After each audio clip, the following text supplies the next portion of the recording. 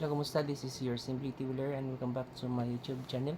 So today mag-unbox tayo ng isang 5G CPE modem and ang brand nito is Toshi. Nabibili ko ito sa Lazada and it is delivered by Flash Express. And itong unit na to is cost me 7,440 pesos. Walang shipping fee, may discount pa ako, and naka-sale pa ito. This was previously 7,900 pesos and naging 7,500 dahil sa birthday sale, and yun nga 7,440 ko siya nabili. So this is the box. And makikita mo dito is 5G CPE, Wi-Fi 6, 1,800 Mbps Wi-Fi, and may icon na 5G smart chip, Wi-Fi 6, gigabit port, high gain antenna, and insert SIM card. So meron siyang SIM card. And dito sa gilid may nakasulat na 5G. Dito may 5G CPE. And sa likod, ito yung illustration niya.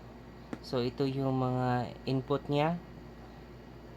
Pwedeng RJ11 voice call, RJ45 LAN, 5G NR 4G LTE, 802.11 Wi-Fi high speed, secure network, easy setup, and ito yung medyo nagustuhan ko, meron siyang optional battery. So yung introduction nakasulat sa in Czech and translated into English, and meron pa dito sa baba na ganito. So unbox na natin itong Toshi 5G CPE modem.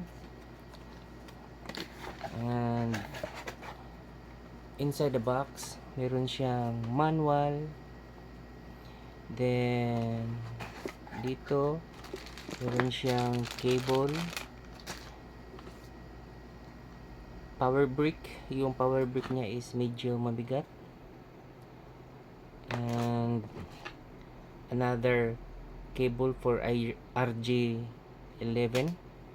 and ito yung unit, at meron pang tusok or pang pry cover ito siguro. And this is the unit. So dito sa itaas meron siyang parang exhaust, and I don't know if meron siyang exhaust fan sa loob. Basta labasan ito ng init. So dito sa front meron siyang naka-emboss na mga litra, meron siyang battery indicator, at merong apat na battery indicator lights. Then may nakasulat na 5G CPE, then Wi-Fi system, 5G 4G net, at saka power. Itong nakasulat. So naka-emboss siya. And dito sa likod meron siyang TS9 at saka TS9 0 and 1.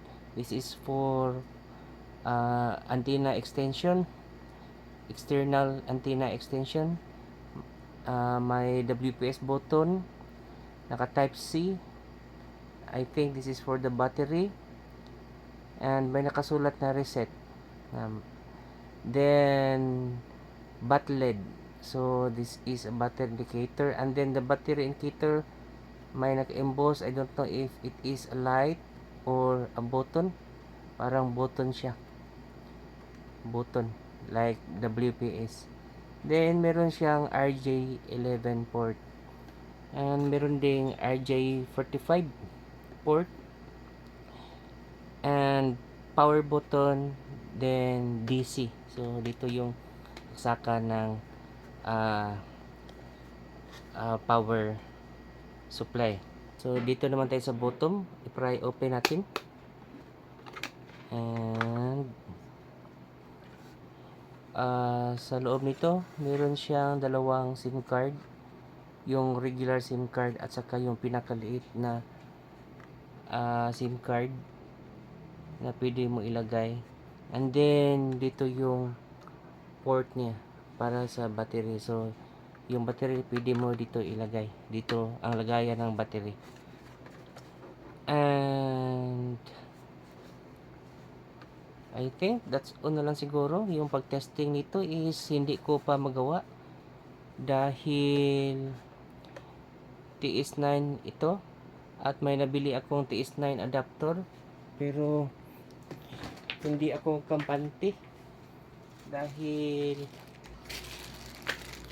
yung nabili kong TS9 to SMA adapter is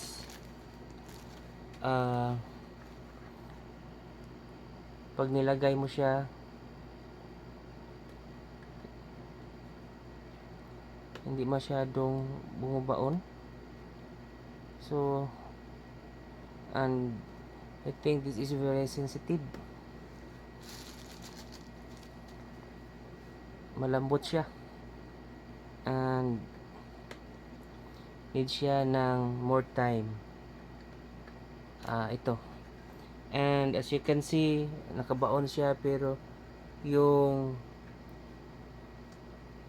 ano niya dito is nakadikit. So I need to have another TS9 to SMA na hindi ganito yung merong wire. So hahanapan ko pa ng ganyan. Hanggang dito na lang. This is your Simply Two-Wheeler. Don't forget to like, subscribe, and hit the notification bell kung gusto kayong ma-update sa product na ito. And once again, bye-bye.